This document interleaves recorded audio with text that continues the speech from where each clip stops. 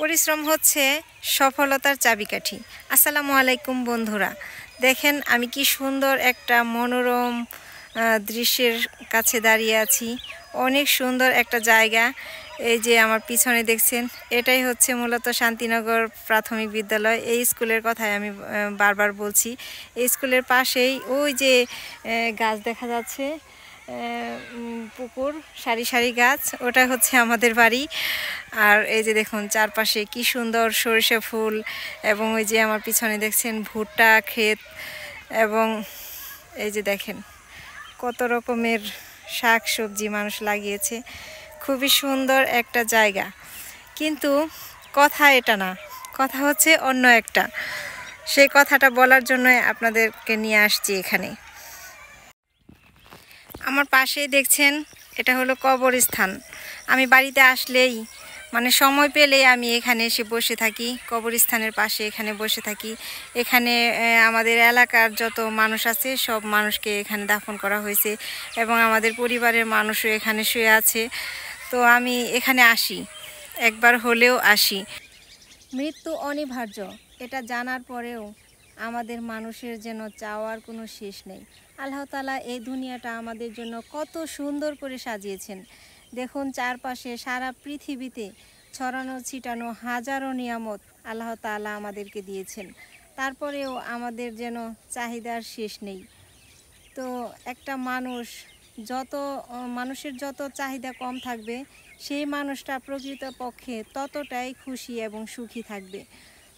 তো যত বেশি চাওয়া থাকবে তত বেশি মানুষ কষ্ট পাবে, এবং আল্লাহ তাআলাকে ভুলে গিয়ে শুধু কর্মব্যস্ততার দিকে পড়ে থাকবে। তো আমরা সব কিছু তো লাগবেই, দৈনন্দিন জীবনে আমাদের তো কত কিছুই প্রয়োজন। তারপরেও আল্লাহ তাআলাকে আমাদের ভুলে গেলে চলবে না। এই জন্য আমি কবরস্থানে আসি, মাঝে মাঝে কবরস্থানে এসে বসে থাকি।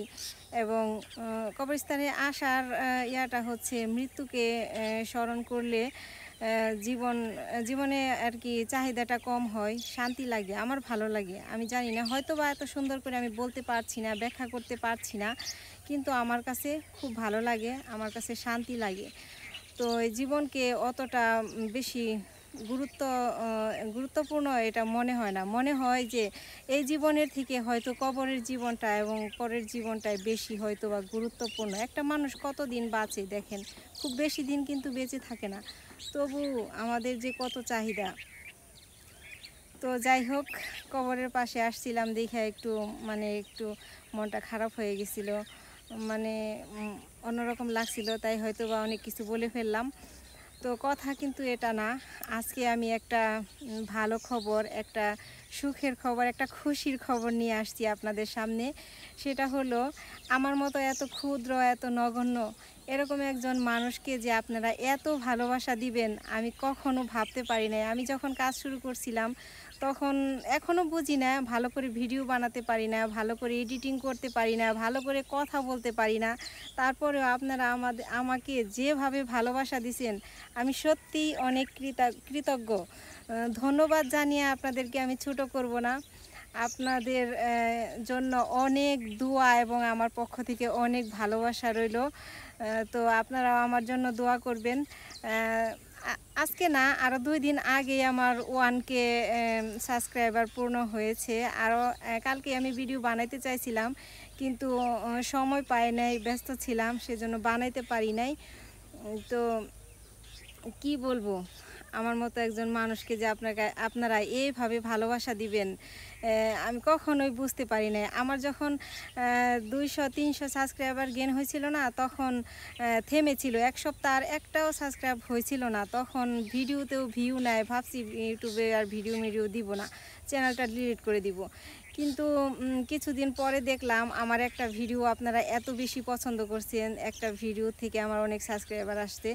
এই 4-5 মাসে আপনারা 1000 পূরণ করে দিয়েছেন। আমি সত্যি অনেক কৃতজ্ঞ। আপনাদের জন্য অনেক দোয়া এবং ভালোবাসা। তো কি বলবো, আসলে আমি আজকে অনেক খুশি, কিছু বলতে পারতেছি না। অনেক খুশি। তো ভালো থাকবেন সবাই, আমাকে একটু বেশি বেশি সাপোর্ট করবেন, ভালোবাসা দিবেন। আমিও আপনাদেরকে ভালোবাসি, অনেক ভালোবাসি বলে আমি ভিডিও বানাই। তো উম, আসলে আমি আজকে কথা বলতে পারতেছি না, আমি সত্যিই অনেক খুশি, অনেক হ্যাপি। আমার জন্য আপনারা সবাই দোয়া করবেন। তো ধন্যবাদ সবাইকে কষ্ট করে আমার পুরো ভিডিওটা দেখার জন্য। আমি যেখানে বসে আছি এই জায়গাটা সত্যি খুবই সুন্দর, একদম চোখ জুড়িয়ে যায়। খুবই সুন্দর একটা মনোরম দৃশ্য। এদিকে দেখেন পাখিরা ডাকতেছে, পাখিরা আবার উড়ে যাচ্ছে। আবার এদিকে আবার হচ্ছে সরিষা ক্ষেত, এই সরিষাগুলো একদম ফল ধরে গেছে। খুবই সুন্দর একটা জায়গা। আমার ক্যামেরার পিছনে ওই পাশটায় হচ্ছে কবরস্থান, চারপাশে একদম খোলা মাঠ, মানে বিভিন্ন রকমের ফসলাদি হয়ে আছে। খুবই সুন্দর একটা জায়গা।